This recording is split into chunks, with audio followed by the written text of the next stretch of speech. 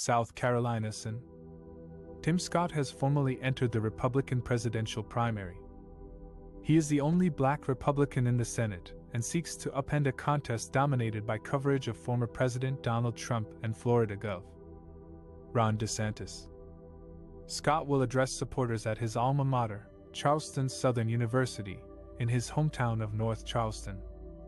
Following the major announcement, Scott heads to Iowa, New Hampshire, and South Carolina, states he frequented on his Faith in America tour in the run-up to his announcement, before returning to the Hawkeye State next week for GOP Joni Ernst's annual Roast and Ride gathering.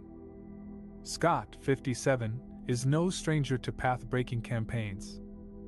In 2010, he became the first black Republican elected to the U.S. House of Representatives from South Carolina in more than a century. Years later, after being appointed to his Senate seat, he won a special election to retain the seat. Scott made history as the first black U.S. Senator from his native South Carolina.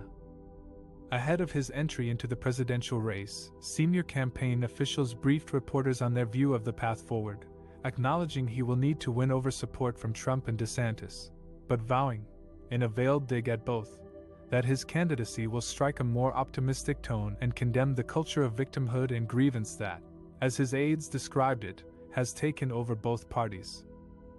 Faith and optimism, one said, will be the keystones of his underdog campaign,